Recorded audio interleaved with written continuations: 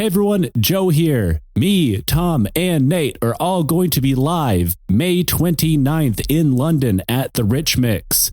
So get your tickets and come down and see us. It's going to be a great show. We're going to have some new merch, some shirts, some pins, maybe some book stuff because it coincides with the launch of my book, The Highlands Burn. And if you can't make it, that's okay. We're going to be live streaming it. Check out our show notes. Make sure you click on the right link for live show and live stream tickets, whichever one you need, and get your tickets now. The Highlands Burn, my debut fantasy novel, releases May 29th and is now available for digital pre-order. You can find the link in the show notes wherever it is you're listening to this. Just like this show, this book is a completely independent production.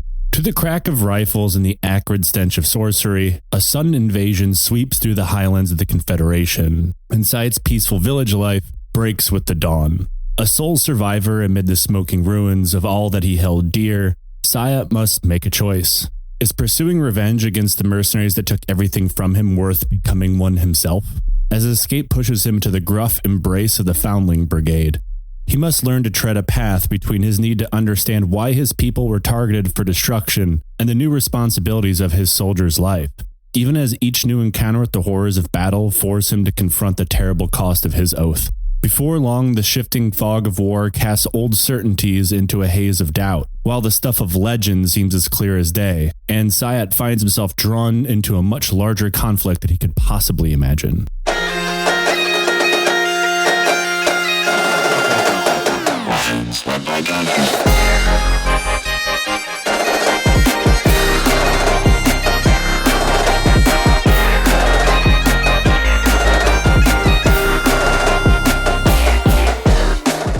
Hello and welcome to the Lions Led by Donkeys podcast. I'm Joe, and with me is Nate. Tom has once again been kidnapped by unknown assailants.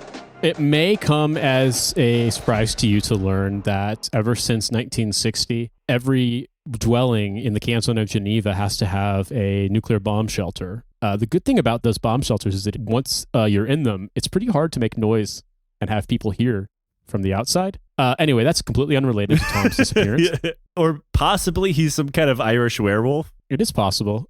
I lured him down here with promises of Rushdie. I was like, Tom, there's a new way to eat a potato.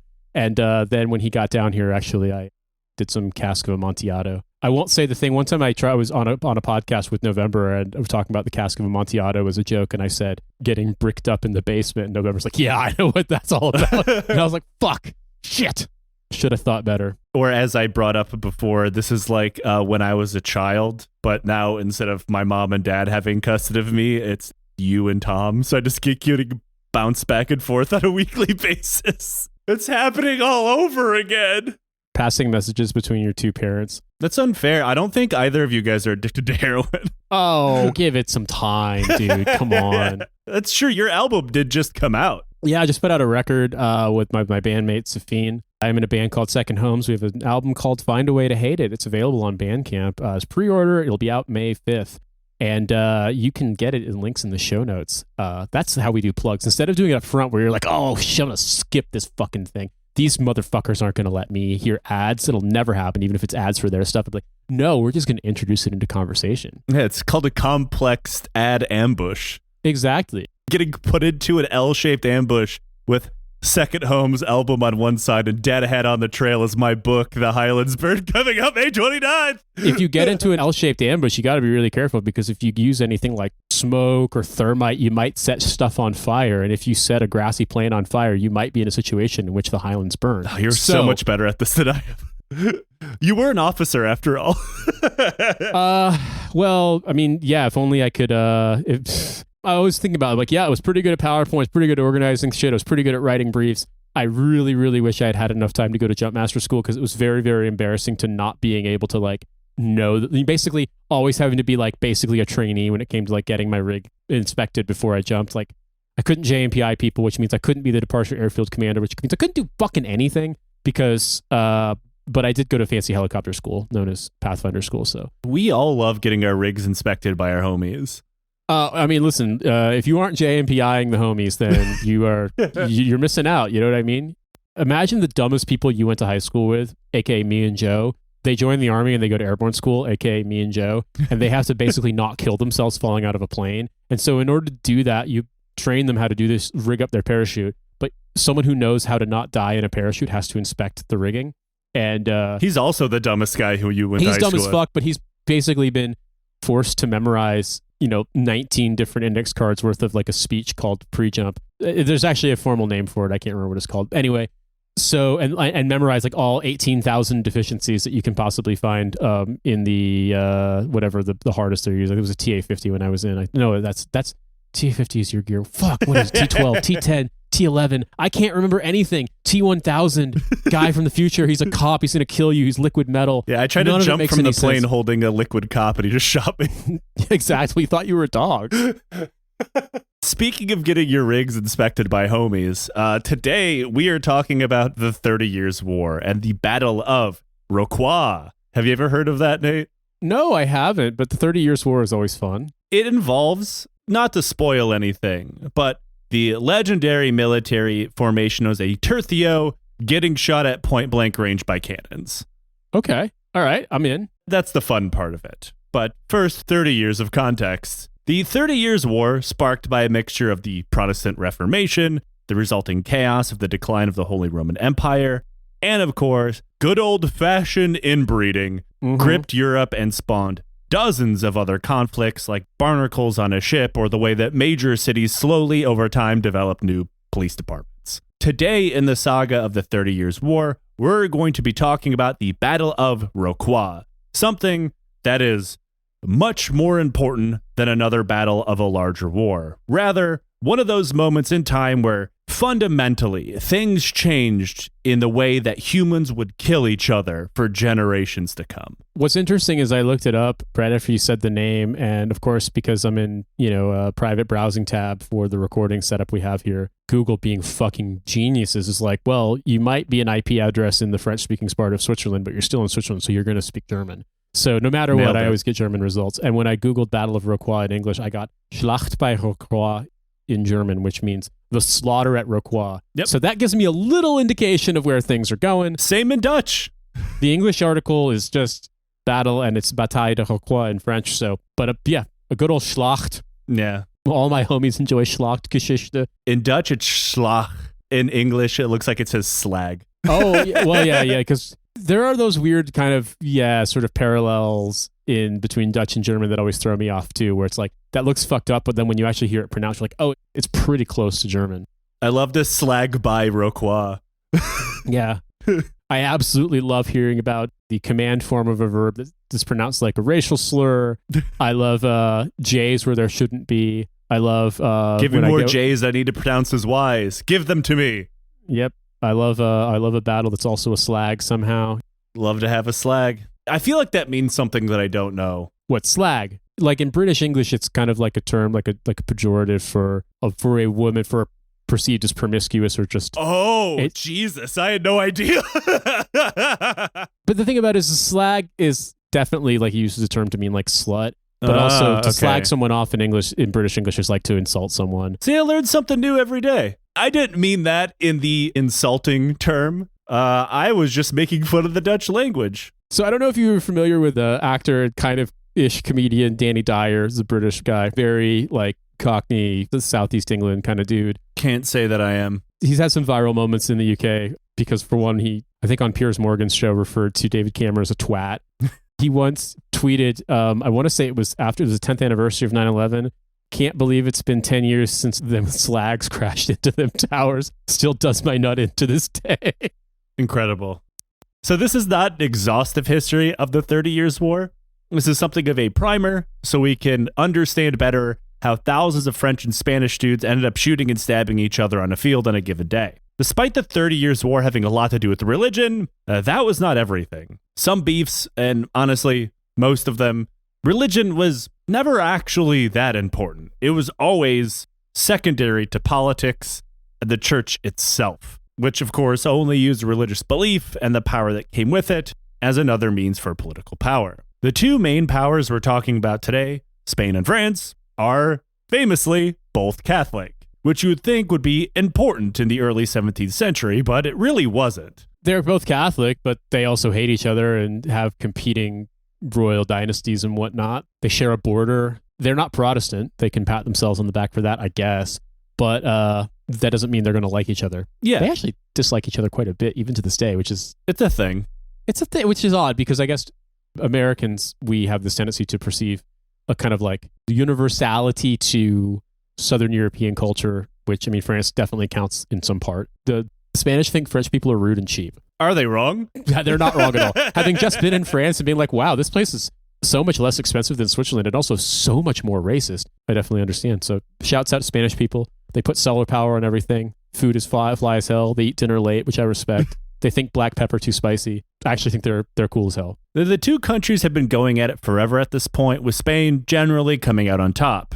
Spain controlled most of Italy, the Spanish Netherlands, which, despite its name, contained pieces of the modern-day Netherlands, France, Belgium, Luxembourg, and Germany. Spain also held chunks of the Upper Rhine, and through it all effectively contained any dream of French expansion in Europe. France is obviously pretty pissed about this, and the beef between the Habsburgs and the Bourbons rapidly became much more important than the crushing of the Protestants. For some background, the Protestants of the Spanish Netherlands had been rebelling against their Catholic overlords for about 80 years, until 1609, when the 12 Years' Truce was signed, and the Dutch Republic was kinda sorta formally recognized by Spain through the context of that treaty. To Spain, this is about as embarrassing it could possibly get. Not only had they gone bankrupt fighting the uppity swamp Germans, but it was a huge blow to their prestige because, despite its tiny size, the Spanish Netherlands, much like its brother to the north, the United Province of the Seven Netherlands,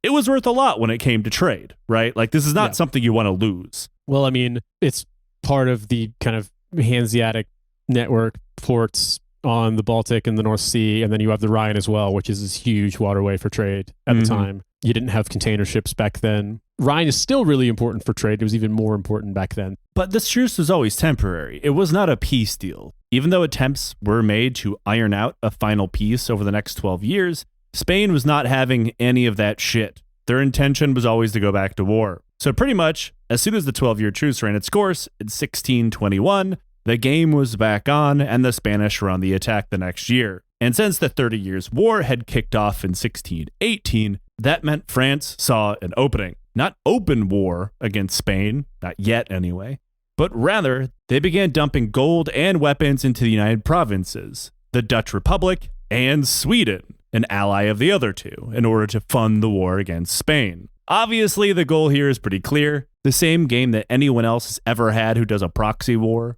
Obtain your imperial goals while making someone else die for them. And it seemed like it might work, at least on the ground, in the Netherlands. That was until Cardinal Infante Ferdinand, Cardinal Baby, the brother of Spain's Philip IV, led his Army of Flanders into the Battle of Nordlingen and smashed the Swedish army in 1634. And before long, he was marching into Brussels. Now, the Army of Flanders was one of the strongest armies in Europe at the time, had one hell of a reputation, and that's who we're mostly going to be talking about for the rest of the episode when it comes to Spain. This immediately drew the French into open conflict against Spain because it became clear that the Protestant work ethic was no match for getting shot in the face. Amazing how that happens.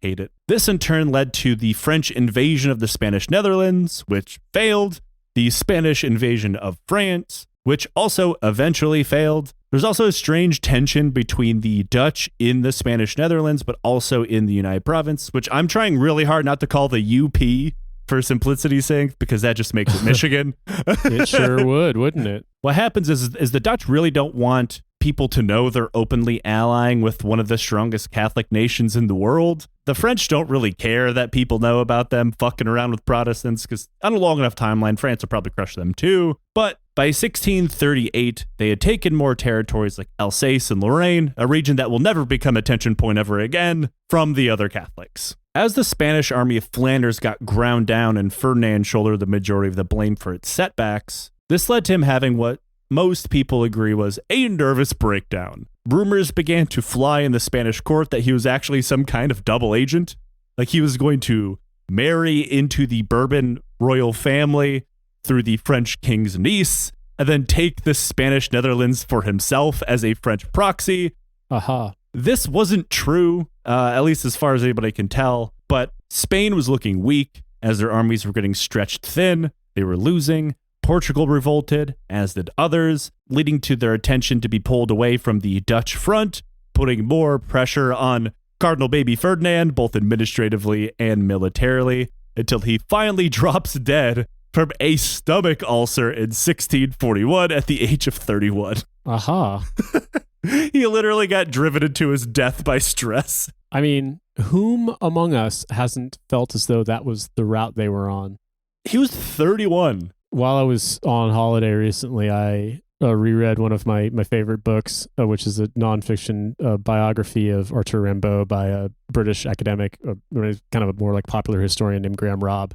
It's just extremely funny, like, because Rimbaud is a completely ridiculous figure in so many ways, and he died at 37 from, I guess it was bone cancer, well, a bad amputation of bone cancer, but like, you realize that like people dying in their early 30s from whatever, from egg, from the itch.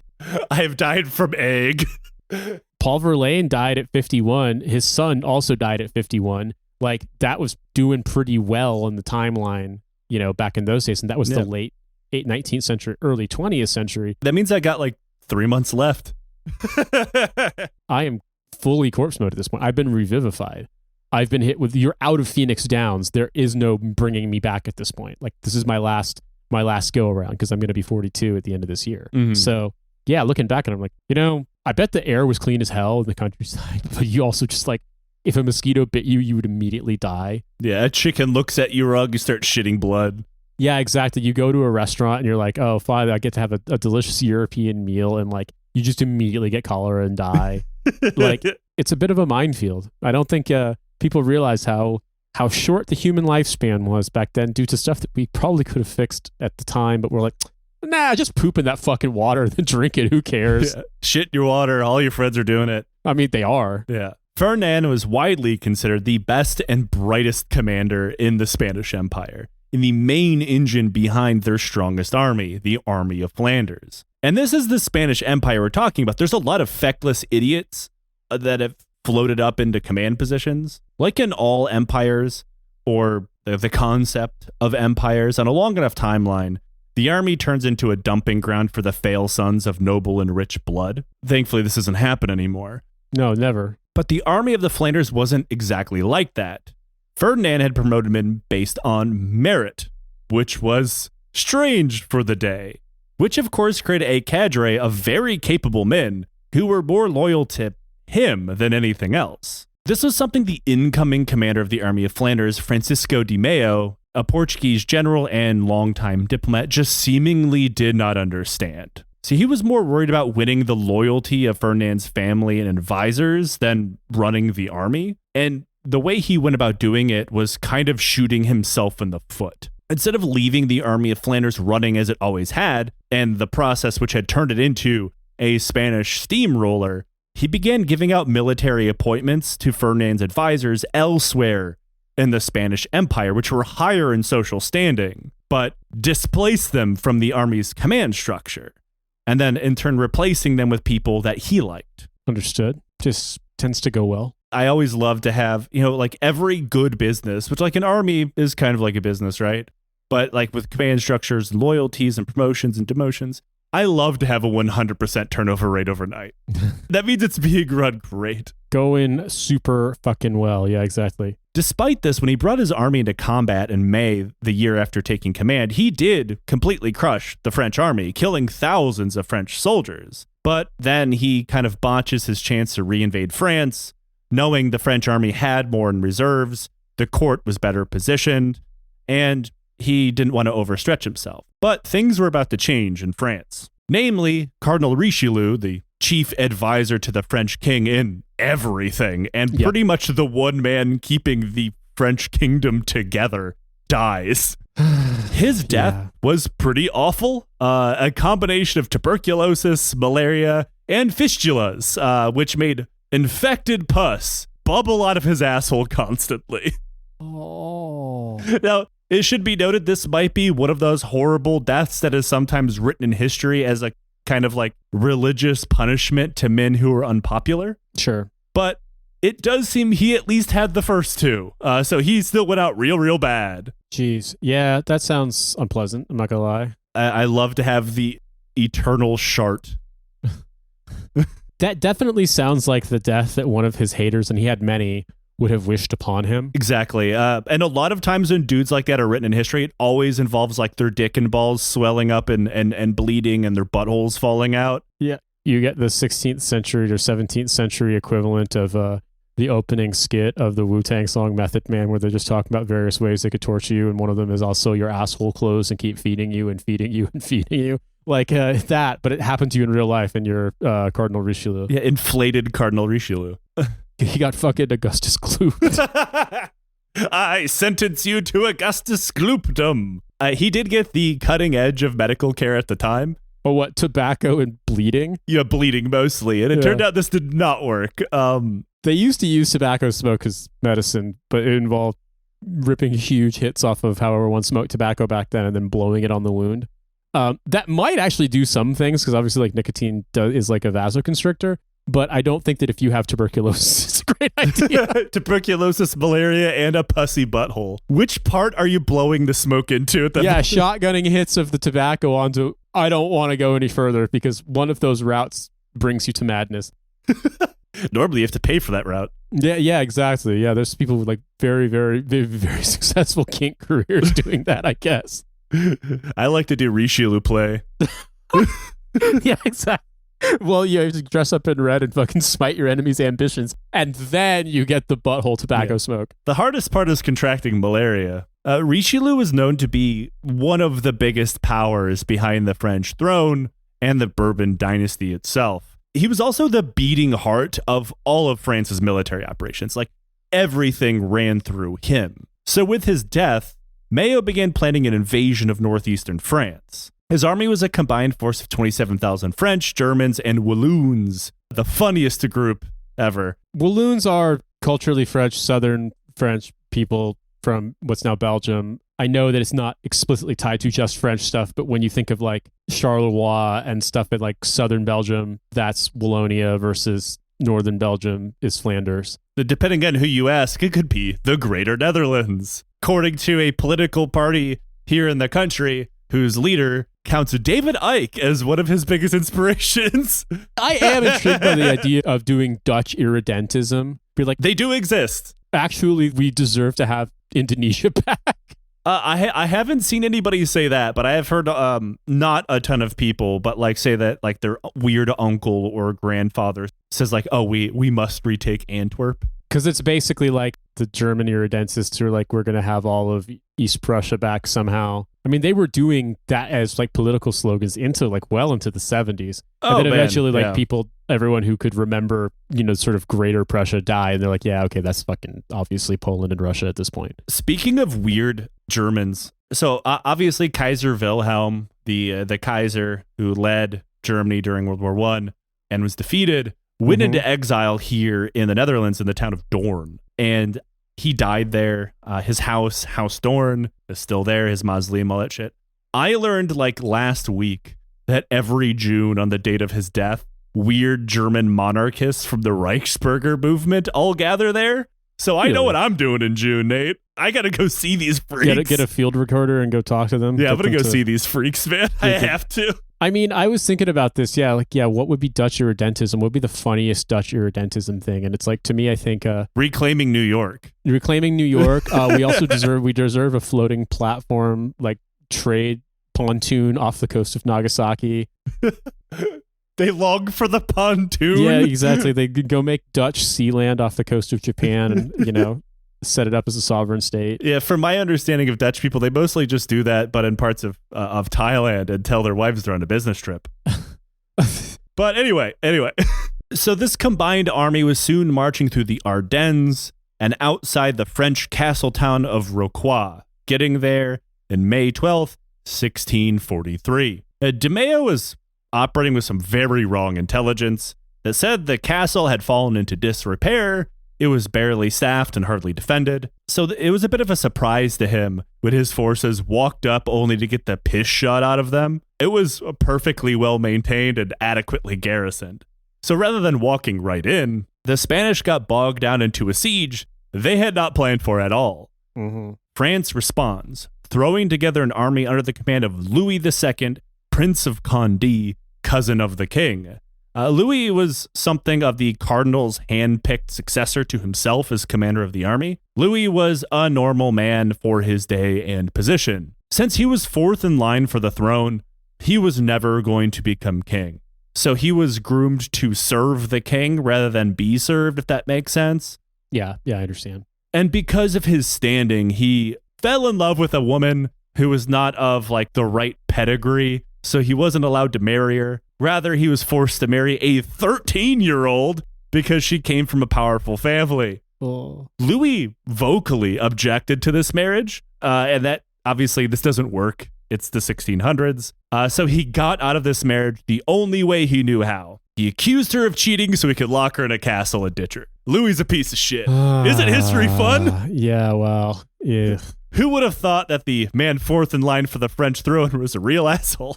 Yeah, I would never have imagined this. There's definitely no instances of, call it abuse and excess when you have an absolute monarchy. And not to mention, he's only like 19 or 20 when he does this. He's 21 when he's in command. So you can imagine he's an absolute freak. I really hate it when, people are going through their sort of dirtbag toxic male phase when they're fourth in line for the French throne in the 1600s. Makes things worse. Yeah, nowadays this guy just hangs out at a cafe and pretends he's a writer. Back then, he had to command an army and lock his 13-year-old child wife in a castle. So now at 21 years old, he is in command, though he had a lot of the dead cardinal's generals along with him to act as his aide.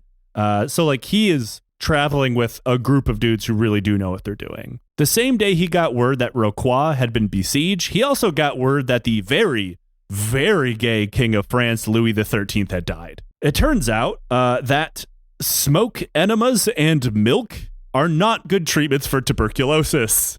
I wasn't wrong about the smoke enemas, was I? No. But also milk. Why? Why does one think, the smoke makes you cough and that's bad with tuberculosis, but the smoke's good for you, so we're gonna Australian butt chug the smoke? Yeah. They believed in humors and spirits and whatever the fuck back then. Gotta get the ghosts out of that butt. Like the coughing from tobacco smoke, if I was to put myself in their shoes, at least makes sense. Because they probably understood coughing as expelling something. I assume the milk is the same, but I don't think putting unpasteurized milk directly into your lower intestines is going to solve anything other than living. I don't know. RFK Jr. might soon roll this out as some form of healthcare, so who knows? He in turn left the throne to his 4-year-old son, Louis XIV, better known as the Sun King. Yeah. He would become one of the longest reigning monarchs in the world by the time he died. But for now, he was a child. He's 4 years old. And his mother would rule as regent. And you can probably imagine, to a lot of people, this was seen as a massive weakness. Yeah, it's kind of an opportunity, isn't it, when the system is such that you're like, well, the actual ruler is 4 years old, and he's more interested in 1600s Paw Patrol, so we have to have his mother in charge, and we hate women, and women have no rights. La Paw Gendarmes? Yeah. La Gendarmerie des Pattes. There is actually a word. I think it's Paw Patrouille in French, because Paw Patrol is actually popular here, which is annoying. Sometimes you go buy diapers for my kid, and there's fucking the only ones are Paw Patrol themed. I'm like, no, I don't want.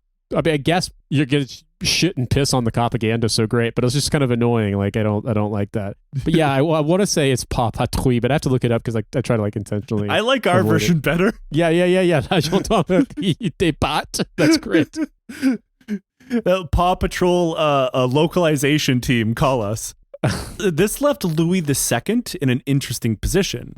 First, his father, in the same letter that informed him of the king's death, demanded that he take his army and ride to Paris to make sure that the boy king would be able to take the throne without anyone trying to coup him and his mom. But Louis, with the support of his generals, decided that this was too dangerous. To him, the most destabilizing force in France was, wouldn't you have guessed it, the invading Spaniards.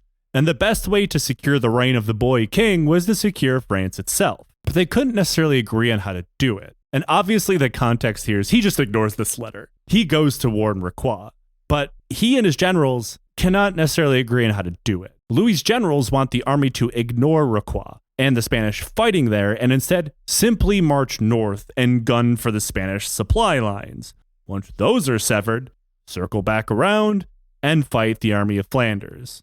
Louis has a different idea. Ignore everything else, march directly for Rocroi, and lift the siege. But there's a reason why Rocroi was a castle worthy of defending in the first place. And it was not just for some walls. And it actually didn't even matter that the Spanish were not inside the walls at all. It was high on a plateau with 4 miles of open space all around it. Beyond that, there was thick forests and marshland. And the only way around all of these natural obstacles was a single narrow clearing. So Rocroi was perfect for defenders in almost every way. If you controlled the castle, sit behind the walls, you could do so. If you were, say, like de Mayo's army and did not control the castle, the area around it was a manicured killing field. You could ambush any attacker in that clearing or the marshes or the forests. And no matter what way you sliced it, this was a defender's position. There was no reason for the Spanish not to have supreme confidence in their military because of their infantry. These were the infamous pike and shot formations known as the tercio. The tercio were a revolution in the world of infantry warfare on par with the phalanx and existed to meld early flintlock firearms into battle formations in an era before they could really hang on their own. So you can take a tercio, rotate it in your mind so you can think of it. It was a square of pikemen supported on all sides by flintlock gunners, arrayed in a square, numbering a few hundred men. Obviously, the square formation protects it from cavalry charges. The pikes defend the gunners from any melee forces, and the gunners can shred melee forces and gunners. It is the epitome of pike and shot warfare. Mm-hmm. An army of these in the thousands would march, keeping their square formations, supporting one another, creating a buzzsaw of murder. That sounds cool, but if you're the person experiencing it, you're probably like, this actually sucks really bad. Yeah, I'm actually not a huge fan of being shot and stabbed by the tercios. Yeah, I kind of feel as though this is a suboptimal outcome, I say, as I get a bunch of like linear and round holes made in me. Yeah, you get punched and stabbed full of speed holds simultaneously. Yeah. It's not fun. I never wanted to be a human tic-tac-toe board, and yet it happened to me. Remember how I said that Rocroi was perfect for a defender? Well, de Mayo had no intention of fighting while using any of those advantages. The reason for that is de Mayo and the Spanish had not prepared for the possibility of a relief force at all. Now, normally, when you're doing a siege, you also dig in.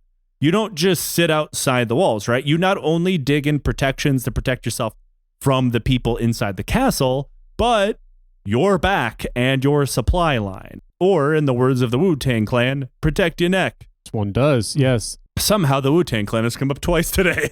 Well, yeah, and also like the Wu-Tang Clan loves to invoke imagery of people with what effectively look like sort of kung fu weapons that look like pikes. So in your mind, you can do a little bit of fusion here between, weird hook halberd. The Wu Tercio clan. Yeah, exactly. I mean, I do think that if one were to go into combat against, famous 9-member rap group from Staten Island, you could expect to be both shot and stabbed. So I feel as though like there is maybe a layer of interpretation here that is applicable. That's right. That is our pitchfork review of the tercios. Well, I mean, I don't want to be, because here's the thing, right? Like, there's definitely a subgenre of white dude who claims to be into rap music, but only kind of geeks out about Wu-Tang stuff, and it's like, it's just Martin Shkreli, isn't it? Well, yeah, but there's a whole genre of fucking guys who like work in finance in New York who are into that shit. And I'm gonna be honest with you, like the Wu-Tang is good, but like Wu-Tang also has put a lot of bad stuff too. So like, if that's your only entry into rap music, then you're just like, come on, you're just doing fucking action figure collecting. But anyway, obviously the goal for all of this shit is to protect yourself both from in front and behind, right? Simple. De Mayo didn't do any of that. Instead, he wanted to march out into the opening and wait for Louis II to fight him in an open battle because De Mayo believed that preparing an ambush was dishonorable. De Mayo inventing Portuguese, Spanish imperial bushido on the battlefield. Yeah, I mean, there's a lot of things that aren't sporting, but I feel like once you get into the realm of, this kind of combat, I mean, not that it was ever particularly chivalrous to begin with, but, when you have guns, you don't have to be a better swordsman. Yeah, that's the whole point. The whole point is you just point it and pull trigger and a hole appears. One click and you're done. That's kind of the point, yeah. And so the honorable approach here doesn't really make much sense because it's like, oh, it's dishonorable for you to surprise me when you point, click, hole appears. It's real big moments for like dudes who have been caught in ambushes to say, like, everyone's like, oh yeah, it's so dishonorable. Like, look, I've been ambushed. You know what? I'd much rather be on the other side of it. Well, yeah, exactly. People who keep getting run for their shoes saying that like muggings are actually a sign of weakness. Like, yeah, how dare you mug me for my shoes? This is a slight against my honor. Like, exactly. Nah, yeah, it's just your shoes. You're just mad that you got your shoes taken, and it's understandable. I wouldn't want to go barefoot. Yeah. Barefoot might be legal, but it's disgusting. Say what you will. My kicks have never been stolen by a samurai. No, I've never been robbed for my shoes. I've never been robbed. All the times in my life that I've had guns pointed at me, it was either because I was in combat or because somebody was drunk and crazy, but they never wanted anything I had. Maybe it's because I dressed so goddamn normcore that no one's going to come up on me and be like, I bet this guy has stuff I can take. I mean, anybody who knows me, anybody who's seen me at live shows, like, Nate, you see how I dress. Like, I've been robbed for my shoes. It's not because they were nice shoes. I'm pretty sure I just caught someone who was, bored, missed someone with some good shoes or whatever, because they stole my shitty fucking Chuck Taylors. But, obviously he needed them more than I did. I mean, I've been had stuff stolen from me like that. Don't get me wrong. But, yeah, I feel like, in a way, when I look back on the various ways in which I was a victim of aggression growing up, I kind of be like, well, if I had something to steal that at least made sense. But no, I grew up in Indiana. Someone called me the F slur and threw a car hubcap at me because I was wearing a bike helmet. So, I mean, like, it's just a very, very different world. Calling someone a slur and throwing a hubcap at their head is just the Indiana version of disc golf. Yeah, it's just like, salutations, fellow traveler. Fucking Christ. Just how I know that you're here, just in case. I know that were I on a bicycle and you armed with a hubcap, you would also honor me in the same way. You would make sure. I'm starting a new version of the Deadliest Warrior, but only the Midwest. It's racist, homophobe with a hubcap versus Nate on a bicycle. Yeah, exactly. I'm going to run all the computer simulations 1,000 times. Who would win? Two rude, homophobic 13-year-olds, one of whom is riding on the pegs of the other 13-year-old's trick bike, or Midwest guy who's gotten so many DUIs he has to ride a bike everywhere because he doesn't have a license anymore. Hell yes. De Mayo is worried that the French might use the surroundings for an ambush, so he orders all of their supplies and cannons to be left behind so they weren't in harm's way. Though when he was told, like, hey, we probably want our cannons, he did change his order. He moves his cannons up. He also gives orders to his general, Johann Beck, who was stationed a day's ride away on the Meuse River, guarding their supply line back into the Netherlands, to begin riding to the battlefield. Then De Mayo ordered a team of scouts to go into the narrow clearing with orders to pass word when the French were approaching. These scouts, however, were dressed in, let's say, the worst scout uniform you could possibly imagine. Bright red, making them very easy for the French to see. They're quickly wrecked by a group of French cavalry. The Spanish then just stand and watch as the French pour through the clearing and take up battle formations on the opposite side of them in the opening. They literally do nothing as 10,000 Frenchmen march into the world's largest fatal funnel. They don't issue attack. They don't open fire with cannons. They do nothing. Because remember, that would be dishonorable, Nate. And you don't want to dishonor your 21-year-old French opponent who's locked a 13-year-old in a castle. Yeah, exactly. It's like, you know what? He's probably really, really busy thinking up new ways he can gaslight his prison child bride. So it would be dishonorable to throw him for a loop by exploiting the strain feature. It is very funny. Like, this is the world's most natural choke point. This is just like the place where you get enfilading fire and kill thousands of dudes at. And they're like, yeah, but that would be gross. Yeah, that'd be wrong. That wouldn't be cool. That what would be called in my 1600s military manual a tactical party foul. Well, also it's just like, oh yeah, that wouldn't be cool. That wouldn't be appropriate. What is appropriate is blowing literal smoke up people's asses. But this, killing the enemy on the battlefield, no. Come on. Gentlemen, let me know when they're done clearing the fatal funnel. I'll be in my tent butt chugging unpasteurized milk. It's like, listen, I'm not going to blow smoke up your ass. And it's like 1600s military commander like, what, do you want me to die of tuberculosis then? However, one group of French horsemen did try to charge towards Rocroi in a very ill-advised attempt to open a supply line to the men inside.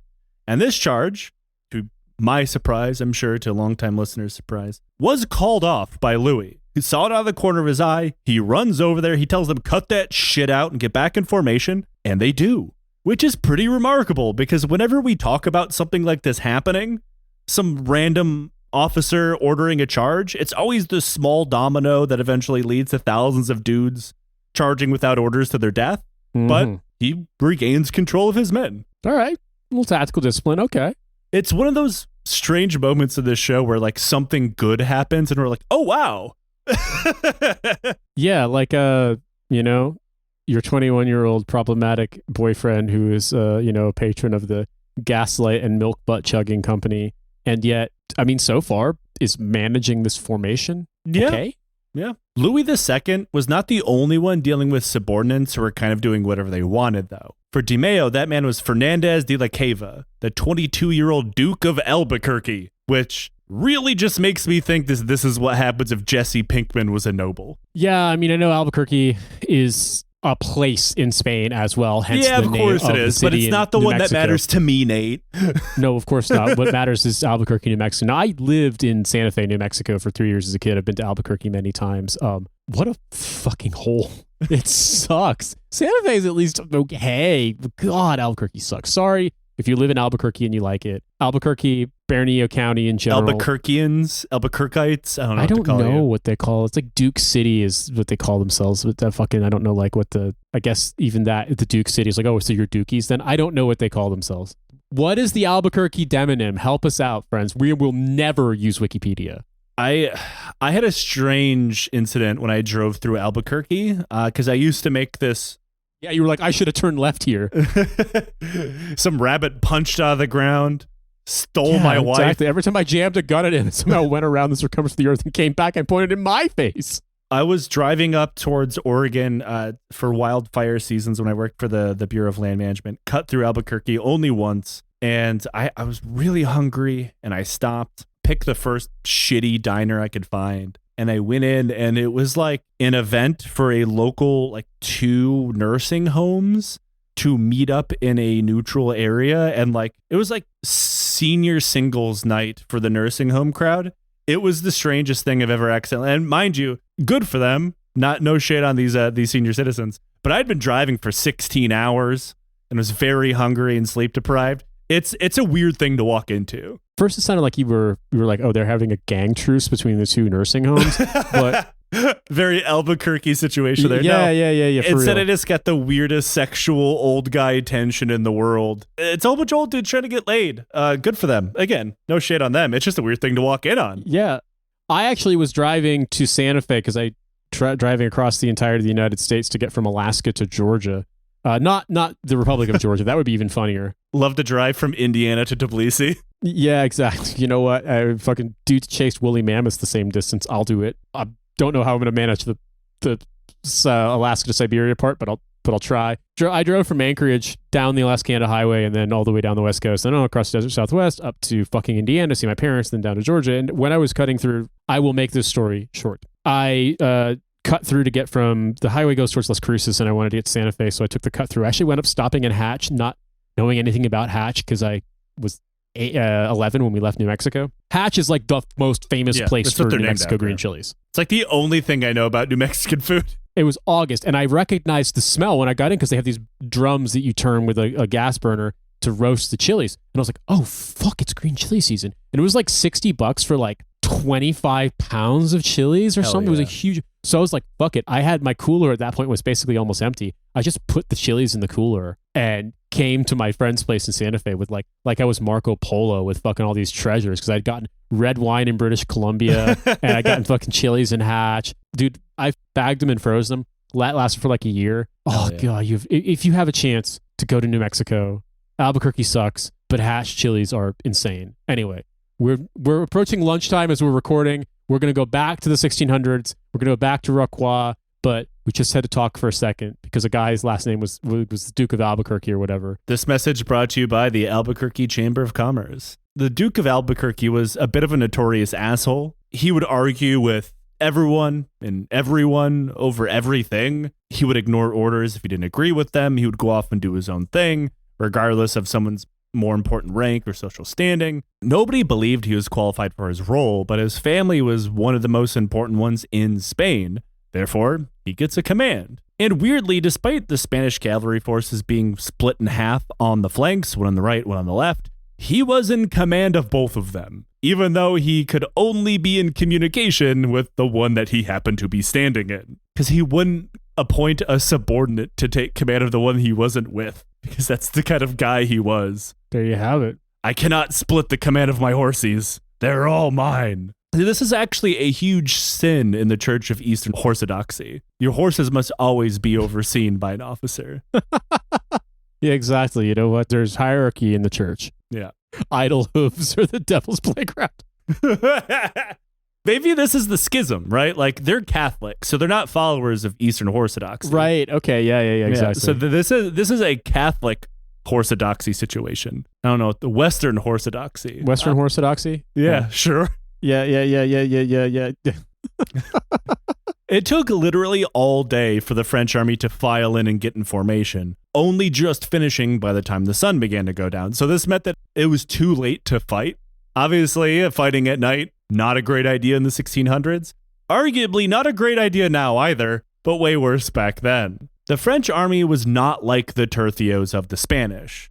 Rather, they looked a lot more like what you would consider a modern line formation that you'd see further into the 17th century. Lines of muskets, firing in staggered volleys. The tactic was hardly new by this point, but they'd been refined. The weapons were a little better. They also had men carrying hand-to-hand weapons like pikes and swords, but they were held in reserve rather than being integrated into the musketeer units. Like the Spanish, they had anchored their flanks with cavalry, and the French cavalry was considered some of the best in the world. They too brought cannons with them and stationed them in front of their army. Both sides did this. This was normal for the time. Cannons were not great. Firing them over your soldiers was considered a bit of a dicey proposition.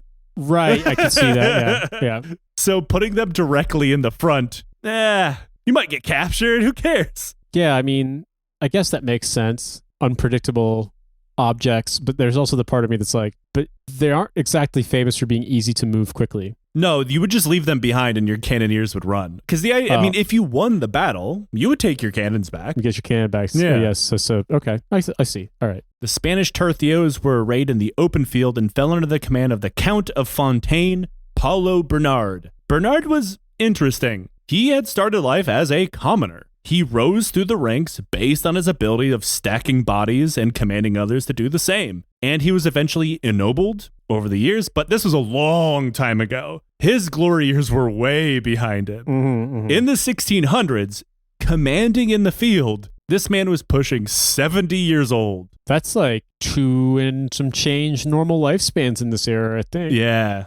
And those are 70 hard fucking years, too. Yeah, no shit, too, man. Like, at every corner, you have a little sniffle, and they're trying to blow tobacco smoke and milk up your ass at the same time. That's not even counting all the campaigns he's been on. Oh, yeah.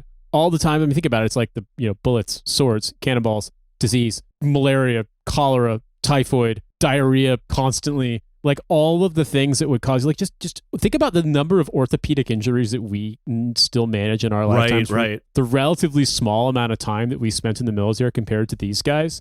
And think about, like, back then, they're like, oh, your ankle is sideways, now pray about it. Have you tried walking on it anyway or else? We're going to shotgun some tobacco on it, see what happens. We're going to take a huge hit off this pipe and blow the heathen smoke, and it's going to make your ankle grow back normal. If you smoke the right thing out of a pipe, you don't even think about your ankle anymore. That's very true. Yeah. There's definitely ways to... They already have the Duke of Albuquerque. He's invented the world's first meth. You know he has. Well, I was thinking about it too, that tobacco back then being such a prized item is the thing, like, periodically banned and then unbanned and people loved smoking it, but like it was very much a new thing in Western Europe. Like you imagine the tobacco coming from New World colonies, and I think at that point they started planting it in Turkey, but I can't remember, in the Ottoman Empire. Imagine getting that stuff in Europe. It's going to be massively adulterated with whatever, because they're going to be cutting it like they cut street drugs now. So these dudes were actually smoking proto K2. Hell yeah. They went down to the Spanish gas station to buy their K2 just like I did. Got, El Sawdust del Diablo, but fucking it was handwritten in Gothic script with like printing press stuff on it, And I like to think that in an apocalyptic situation, right? Society collapses, we're reduced, lost knowledge situation. And fast forward, we're blowing vape smoke on each other to cure each other of cholera. The world collapsed, but there was one shipping container in Europe full of nothing but lost Marys. And so like whoever controls that shipping container controls the economy of post-apocalypse Europe. Whenever the boils start growing, you just rub Zyn packets on it. Like, this should work. Yeah, you know what? I mean, like, hey, we're returning to our roots. Weird poultices. Tobacco heals you somehow. Yeah. Does that mean that also like down the line, then we're going to revert to an older form of military combat where it's like extremely unsporting to kill the enemy, but then not really any penalties when someone disagrees with you? It's like, actually, I feel like killing these people. Yeah, I imagine the sword guys will survive and they'll just recreate like bullshit internet samurai culture, but out of like Canton. I also love the idea that like dudes who make novelty swords as blacksmiths, that you like the guy who sells the full-size Buster sword from his blacksmith shop in Indiana, and it costs like $13,000. Like someone's bought that, which means like in the future sword combat of like, Kevin Costner's The Postman, but real, like someone's gonna be like, there was once a great warrior who wielded this. Exactly. And they're not gonna be like, actually it's from a video game, and people are annoying enough they would be willing to buy a $13,000. And famously, he actually got it from his friend Zach. He did get it from Zach. Yeah, he was a member of All Cap Soldier.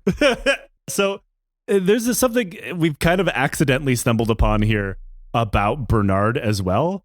And that is that he is terminally ill. We don't know with what. Life, I assume. He is deathly ill to the point that he cannot really walk around on his own. He's being carried around in a sedan chair because he is just so emaciated and frail. But DeMeo kept him in command because he knew that despite the fact that he had 1 foot in the grave already, or I suppose 1 foot being carried into the grave already, he was still better in his current condition than anyone else if they tried to replace him, which is just an indictment of the Spanish military, honestly. Yeah, no kidding. I mean, the other day I had I kind of misspoke and I mixed metaphors by mistake, and I was talking about having a bunch of things going on at once, and what I wanted to say was I either wanted to say I have my feet in a bunch of doors, or I have my finger in a bunch of pies, but I said I've had my feet in a bunch of pies, and I was like, well, that's fucked up. But then this guy might actually have been in that situation because carried around in a chair, probably has to be handed his food and fed this way.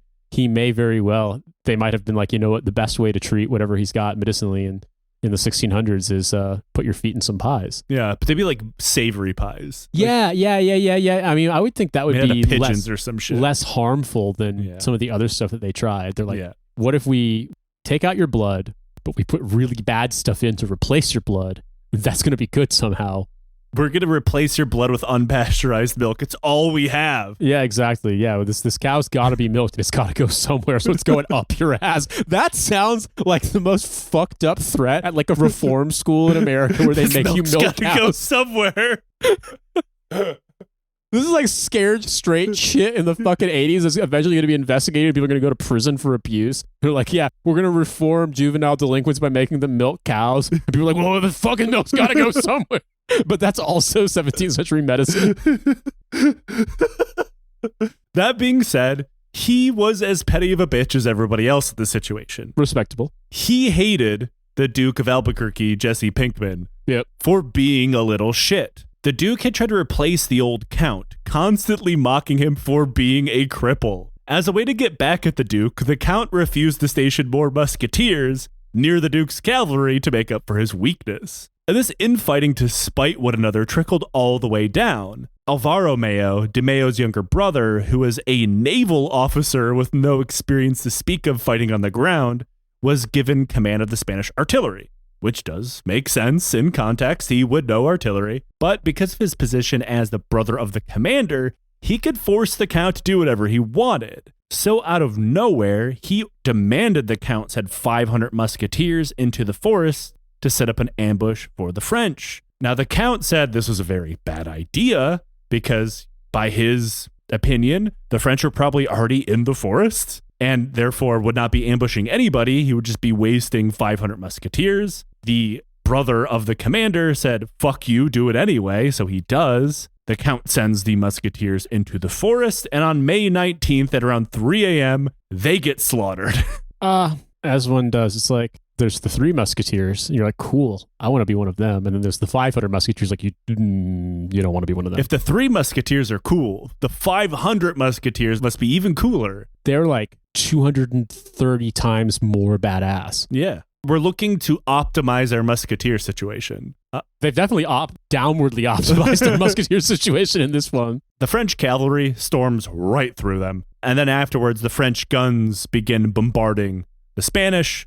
The Spanish attempt to respond. So there's a bit of a cannon duel going on because it's still too dark to send in the armies, but not quite light enough where they could really aim their cannons very well. So it's just kind of slinging balls blindly in the darkness as one does. As one does, yeah, exactly. I mean, I always think about this too. The cavalry, musketeers have guns. So presumably you're like, oh, you can shoot dudes off horses. The problem is the horses move fast. Yeah, hope you don't miss once. And when you fire, then you're like, you basically have to just like kind of like stand there and just jog in place for 60 seconds. Like it's a really, really fucking shitty mobile game. If video games have taught me anything, it's when the horse comes at you, you just have to jump up and down really rapidly. Yeah, I'm just thinking about just like early like Atari games. You're firing at the horse, but it's just like a square of like 4 pixels going tick, tick, tick, tick, tick, tick, tick across the screen. The horse quickly dodges out of the way like, fuck, shit, hacks. Louis' plan was always going to be a cavalry attack at the Spanish flanks, just as soon as the sun came up. Just enough so they might be able to see where they're going. But he pulled the trigger a bit too soon. He sends in his cavalry, and due to a reoccurring character on this show as of late, the fucking swamps, the horses quickly slow down. The horses slop into the marshlands. Their line gets broken up.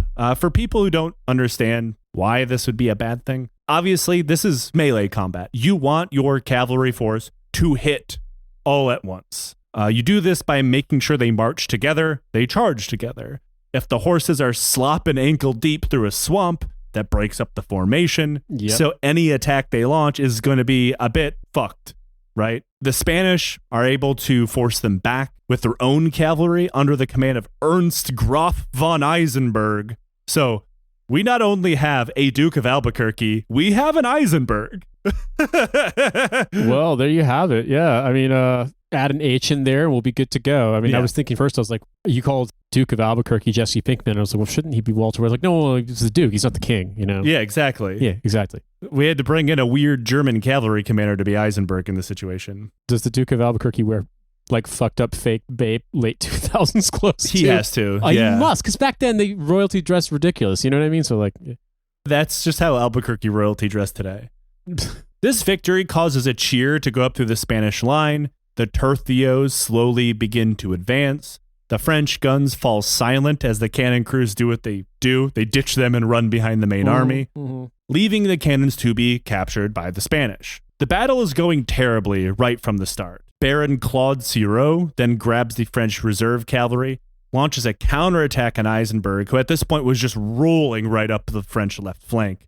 Though he was getting shot to pieces by French musketeers hiding in the woods. This is not a very smooth advance, but he was winning at the time. Meanwhile, Jean de Gasson, commander of the French cavalry of the right flank, launches his own attack directly into the Duke of Albuquerque. I assume at this point the Duke of Albuquerque points and goes, yeah, horses, bitch. Yep. I don't know. One does. And he's like, you two are going to wish you had turned left at me. Seeing the Spanish right flank begin to crumble a little bit, Louis orders more reserves into that fray, shattering them. The Duke spent the rest of this battle trying to rally what was left of his cavalry and largely failing. When one of the tercios was sent in to support the Duke, it too ran away. So there's a constant trickle of Spaniards running away from the battle already. Louis sees an opening, and this is what the Battle of Rocroi is almost entirely known for, is what he does next. Rather than send his cavalry into the front of the Spanish tercios, he orders them to ride around the Spanish rear because he knows Johann Beck and the Spanish reserve cavalry is coming in from the Meuse. So he wants to completely cut off the Spaniards before he arrives. At this point, the only force on the Spanish flanks anchoring the tercios at all was Eisenberg and his men. But now with Louis looping all the way around the Spaniards, Eisenberg's now under attack from every direction. Eisenberg breaks entirely, with his men fleeing into the swamp.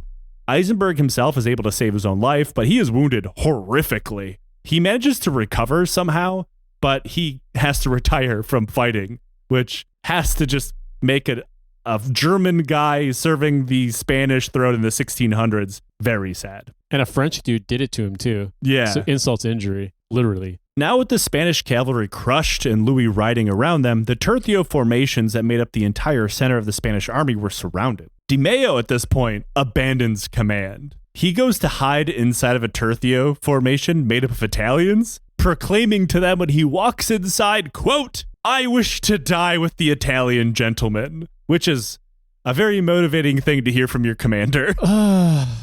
Okay. Yeah, exactly. Sort of like, I can imagine that formation thinking, well, we weren't necessarily planning on all dying, sir. Yeah, well, I don't want to die with you, you asshole. Yeah, jerk-ass fucking prick. The French infantry now go into combat, closing in on the Spanish formations in a piecemeal fashion. There were 8 tercios, all made up of a few hundred men apiece. And the French understood, like they'd been fighting the Spanish long enough, they kind of knew how to fight them somewhat. And the idea was to not assault them all at once, like you would a front-on-front battle, but rather to take on the tercios as if they were a fortification, one at a time. French infantry would wheel in close 2 or 3 times, dumping volleys of gunfire into them, and you would expect that the tercios would break under this. But they didn't. This goes into the strength of the Army of Flanders and their training, but it's kind of like when we've talked about the square infantry formation in the past. The men manning that square will hold on to it because they know it's their only hope of survival is holding that formation. Like second they break, they know they're dead. Yeah, basically everyone's dead. So they hold on. And in fact, some of these tercios are able to withdraw from the battlefield and fight their way out of the encirclement in an orderly fashion, which is how Di Maio actually manages to survive all of this. Wow, there you go, jerk. You were like, oh, I'm going to die with you. And it's like, well, if they do their jobs, the whole point is you kind of don't. Yeah.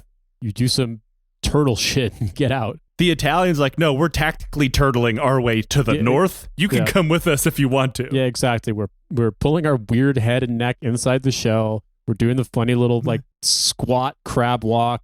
We're getting out. Yeah, the Spaniards actually invented tactical crab corps. Oh, no. The Count of Fontaine, hiding inside of his tercio, demanded his men stand and fight on, assuming that Johann Beck's reinforcements were still coming, or that fighting on would give them a better chance at attempting a fighting withdrawal themselves. And it's not like he didn't have a chance here. He still had his men largely together. There was an 8,000-man tercio at this point. The French had not been able to break it, even though they do outnumber them. The French are attacking the tercio from all sides, and each time they're thrown back. So it's not too weird for him to believe that everything is going to work out fine here. By the very nature of the tercio formation, you're probably going to be surrounded. Yeah. Despite holding the French off, someone managed to shoot the Count from his command chair in the middle of it, and he falls off the sedan and dies.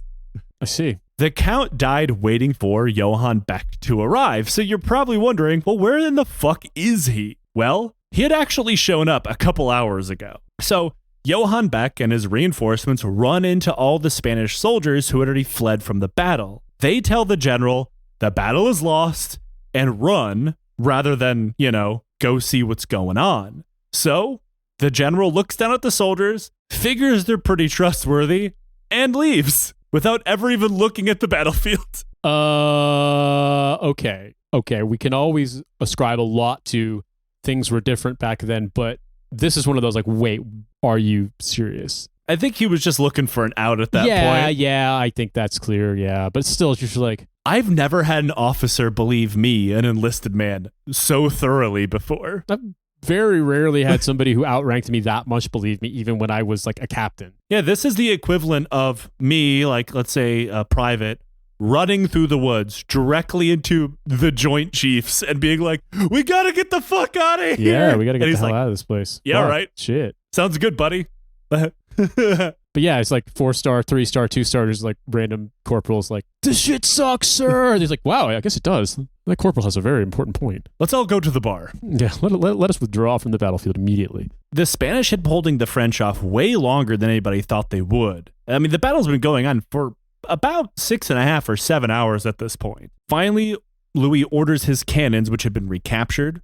Those cannons had been reinforced by the Spanish cannons that they had captured in the same way, to be moved forward to face the tercio. They were then loaded up with grape shot, or ye old shotgun. Yeah, small pellets en masse. Yeah, hundreds of them per shot, possibly thousands. Wheeled up to a point-blank range of the tercio, and then just open fire. And there's dozens of cannons. It's ending badly. I mean, you want to be like, okay, this is where you cue the Price is Right losing horns. But I mean, like, it's also grimmer than that. It's a good day to be in the third rank of Spanish infantry, I will say that. Yeah. Like, damn, Carlos, it must suck to be in the first rank. I'll tell you that. How's that turtle holding up? It's bad. Louis only orders the firing to stop to offer the Spanish terms of surrender. But there's no unifying commander inside the tercio anymore. The surviving officers get together, talk amongst themselves, and then decline. So Louis orders the cannons to open fire again, but after 30 minutes, the Spanish are like, you know what? You're right. It's probably quitting time. It's time to hit the old dusty trail. Let's make a deal here, if you wouldn't mind. I say, it's just like, yeah, it was like, doing the tactical equivalent of pulsing the blender for another 30 minutes. The French slap chop. We're making a human smoothie here. We've done a perfect encirclement. We're about to fair do ostracization. Just fucking got that Oster blender going, just awful. I see you've shot our terminally ill commander off of his chair. It's probably time to pack it up, boys. Yeah, in retrospect, that wasn't really a good idea, was it? Yeah, really shouldn't have been doing picking the wedding thing of picking him up and holding him over our shoulder in the middle of a firefight. We're going to be led to victory by the weird guru guy from Akira who gets carried around on the fucking pallet. They agreed to surrender. A French delegation rides forward. However, not everybody within the tercio, because there's thousands of dudes in there, know what's going on. And there's so much gun smoke in the air, they can't see that the French delegation is riding towards them carrying flags of surrender. Uh-oh. So having no idea why there's suddenly Frenchmen riding towards them, one of whom is Louis, the Spaniards once again open fire. Louis somehow manages to not catch a musket ball directly in the face. He runs back to his line. The French then run back to their guns and begin slapping the top of the blender for a few more minutes. The Spanish square begins to crumble. The cavalry is sent in, and this just turns into a slaughter. So basically, bad fire discipline and bad distribution of information, if we want to be annoying about it, leads to them basically shooting at the "we are about to accept your surrender" party. Yeah. Who then are like, in retrospect, these guys, maybe we just need to go full puree on that ass, and it's time to turn this from chunk to puree. Yeah, exactly. I thought I liked a chunky sauce. It turns out I like it to be perfectly blended soup. It's that middle ground between making mashed potatoes and making a mashed potato puree, you know? And Louis, to his credit, was like, okay, this battle's over. He tries to get his men to stop, but nope. They're just like, no. It's gazpacho time. It's full-on murder boner moment. It's one of those moments, we've talked about it before, that when you have thousands of dudes in a field killing each other, there's going to become a moment where you lose control of them, either in victory or defeat, you know? Although it took until the 1950s to invent the immersion blender, the concept of the immersion blender has always existed in the French mind. Yeah, it just required gunpowder and a cannon. People don't know this, but one of the French mother sauces in traditional French cuisine does require you to puree thousands of Spaniards with cannonballs. It's just not used very often. It's like ortolan. You're supposed to eat it in shame. Yeah, exactly.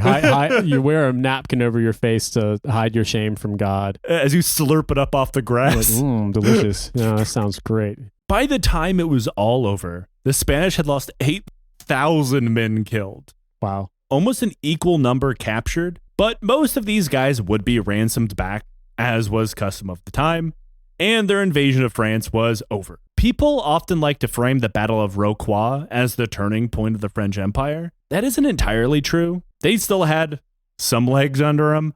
I'd argue the death of Ferdinand really set them back that they wouldn't recover from. Louis, despite becoming a war hero and become known as the Great Conde and winning several victories, was not exactly able to capitalize off of this. He wasn't able to carry the fight into Flanders or even into Spain, but he did bolster France. He secured the kingdom, and he showed the Spanish and anyone else watching that the kingdom of France was stable, despite the fact a 4-year-old was technically in charge of it. Can you imagine having to explain this battle to the 4-year-old? You have to take like 2 wooden soldiers and just start smacking them against each other. Yeah, it's like you go to the toy kitchen and get out the toy mortar and pestle and be like, so imagine these are people. Just you know that béarnaise sauce that you had for dinner? It's kind of like that, but it speaks Spanish. I'm just imagining having a 4-year-old, but the 4-year-old is king, but he still wants to have applesauce pouches, but they have to do sauce béarnaise in applesauce pouches for him. It must have been really annoying. It's 17th century, like rich people food though, so it's got to have like gold flakes in it. Applesauce pouches full of some unknown roux to make a soup. Instead of grinding pepper, you just blow tobacco smoke onto it over and over again. The Army of Flanders was considered the juggernaut of its day, but this battle proved that it and its tercios were very beatable, and the standard of warfare was changing, even if it was slowly. It also proved that while Spain still really wanted to be the world-eating empire that people remembered them as, their cracks were showing, and their dominance of Europe was coming to an end. The end. Such is life, I suppose. Another thing where I'm like, wow, I'm glad I wasn't there. I am glad that I wasn't at the origin point of the sort of epigenetic memory of the blender. Yeah, I don't think we've ever talked about an episode where like, yeah, this would be cool to be there. Yeah, it's not really our thing, is it? Yeah.